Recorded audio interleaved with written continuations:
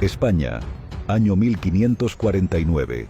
Nos hallamos en Sevilla, en plena era de descubrimientos. Una viuda al mando de 80 mujeres cruzando el Atlántico en un viaje que prometía gloria y futuro, pero que se convirtió en una pesadilla de hambre, naufragios y muerte. No había soldados para protegerlas, ni héroes para guiarlas.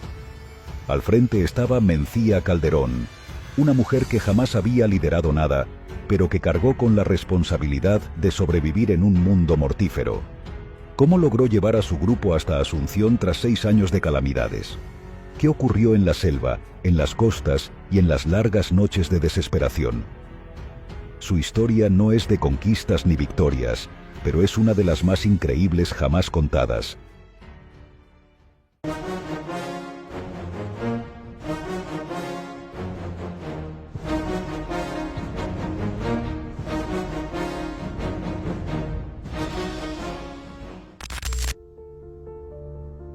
En 1549, la ciudad de Asunción, en el corazón del actual Paraguay, era conocida como el paraíso de Mahoma. Los conquistadores españoles, aislados en una colonia remota, mantenían extensas relaciones con mujeres indígenas, llegando algunos a convivir con hasta 70. Esta situación preocupaba al Consejo de Indias, no solo por el mestizaje descontrolado, sino porque los españoles en Asunción comenzaban a disputarse el poder. La corona decidió enviar mujeres españolas para estabilizar la población y reforzar la autoridad en la región. El encargado de liderar esta misión fue Juan de Sanabria, nombrado tercer adelantado del Paraguay y del Río de la Plata en 1547. Sanabria, un noble extremeño de Medellín, debía trasladar a unas 80 jóvenes hidalgas al Nuevo Mundo, mujeres sin dote que, al casarse con los conquistadores, garantizarían la creación de una sociedad hispana en Asunción. Pero cuando todo estaba listo para partir, Sanabria murió en Sevilla a comienzos de 1549, dejando la expedición en el aire. El mando recayó sobre Diego de Sanabria, su hijo, quien aún no cumplía 18 años. La responsabilidad práctica, sin embargo, quedó en manos de su madrastra, Mencía de Calderón, viuda de Juan. Esta mujer, nacida en una familia acomodada en Medellín en la provincia de la actual Badajoz, hacia 1514, decidió asumir el reto. Contra todas las expectativas, convenció al Consejo de Indias de que podía liderar la primera parte de la expedición, llevando a las mujeres en 3 barcos, mientras Diego viajaría más tarde con soldados y suministros. El 10 de abril de 1550, Mencía zarpó de Sevilla con sus doncellas a bordo de la nao San Miguel, escoltada por otras 2 embarcaciones. El objetivo: cruzar el Atlántico y llegar a Asunción. Sin embargo, el viaje pronto se convirtió en una pesadilla. En primer lugar, las tempestades desarbolaron el San Miguel, separándolo de las otras naves. Más adelante, a la altura del Golfo de Guinea, los barcos fueron atacados por piratas franceses. Ante la amenaza de que las mujeres fueran vendidas como esclavas, Mencía negoció con los corsarios, entregándoles joyas, provisiones y herramientas a cambio de sus vidas. Tras meses reparando el barco en algún punto de África, el grupo continuó su travesía, pero el hambre, la sed y el escorbuto comenzaron a diezmar a los tripulantes. En diciembre de 1550, al borde de la inanición, el San Miguel encalló en la isla de Santa Catarina, Brasil.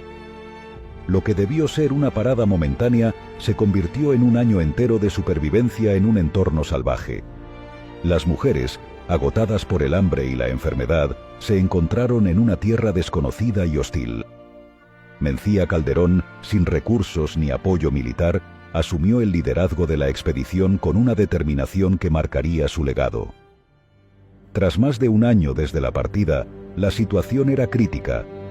Muchos tripulantes habían muerto durante la travesía, incluyendo la hija menor de Mencía, víctima del escorbuto.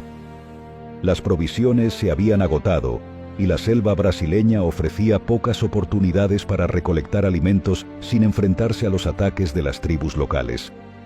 A pesar de ello, Mencía logró mantener al grupo unido, organizando tareas para garantizar la supervivencia. Las mujeres participaron activamente en la reparación de la nao, confeccionando velas, cuerdas y herramientas con los materiales disponibles. El liderazgo de Mencía no solo fue práctico, sino también moral. En una época donde las mujeres eran vistas como figuras subordinadas, ella asumió el control total de la expedición, convirtiéndose en una figura de autoridad reconocida incluso por los hombres que quedaban en la tripulación. La convivencia en Santa Catalina no fue fácil. Durante el año que pasaron en la isla, la amenaza de los indígenas se intensificó, obligándolos a desplazarse hacia Ambiasá, un asentamiento más seguro en la actual Paraná. Sin barcos en condiciones para continuar la travesía y con recursos al límite, Mencía tuvo que recurrir a los portugueses de la Capitanía de San Vicente, quienes ofrecieron ayuda, pero con condiciones. Este acto de pedir auxilio a una potencia extranjera, en un territorio que aún estaba en disputa entre España y Portugal, fue una muestra de la capacidad de Mencía para priorizar la supervivencia del grupo por encima de las cuestiones políticas. La estancia en San Vicente se prolongó más de lo esperado. Los portugueses retuvieron al grupo durante 2 años, y muchas mujeres terminaron casándose con colonos lusos, abandonando así la expedición original. Pero Mencía se negó a rendirse. En 1553, convenció a un pequeño grupo de mujeres y hombres de continuar hacia Asunción, aunque esto implicara abandonar un lugar relativamente seguro y adentrarse en la selva por tierra y ríos. Lo que les esperaba era un recorrido de más de 1.600 kilómetros por una selva impenetrable, ríos peligrosos y territorios controlados por tribus hostiles.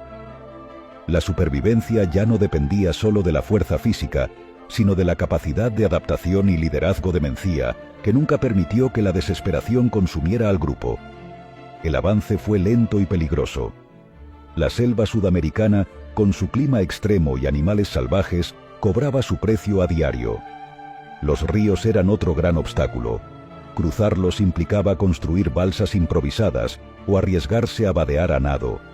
Las alimañas, las enfermedades tropicales y la falta de alimentos reducían las fuerzas de todos. Cada kilómetro era una victoria. Mencía, sin experiencia militar ni conocimientos de exploración, lideraba con una combinación de determinación y cuidado, tomando decisiones difíciles para garantizar la seguridad del grupo. El contacto con las tribus indígenas fue una mezcla de alianzas y enfrentamientos. Algunas comunidades permitieron el paso del grupo a cambio de bienes o favores, mientras que otras atacaron sin previo aviso. Cada noche, el grupo debía mantener guardias para evitar emboscadas y proteger lo poco que les quedaba. A pesar de las bajas, Mencía se negó a abandonar a las mujeres que quedaban bajo su protección. Su liderazgo seguía siendo la clave para mantener la cohesión y la esperanza. Finalmente, en 1556, después de 6 años de penurias desde su salida de Sevilla, el grupo liderado por Mencía Calderón llegó a Asunción. De las 80 mujeres que partieron originalmente, solo unas 40 lograron completar la travesía. Su llegada fue celebrada por los colonos, quienes veían en ellas la estabilidad social.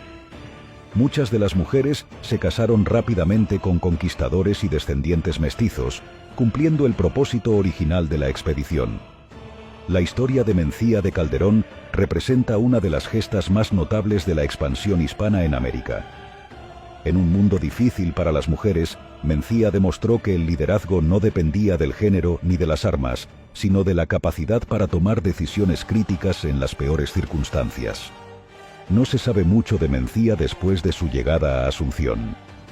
La última referencia escrita sobre ella data de 1564, cuando elaboró un informe sobre la expedición.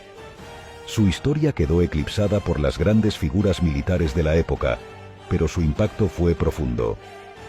Los descendientes de aquellas mujeres formarían parte de las élites del Virreinato del Perú, dejando una huella que perduraría durante siglos.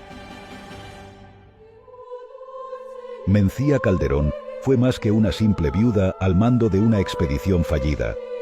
Fue una líder, una sobreviviente y una visionaria que, sin quererlo, demostró que la expansión hispana de América no solo fue obra de espadas y conquistas, sino también de la resistencia y el coraje de personas como ella.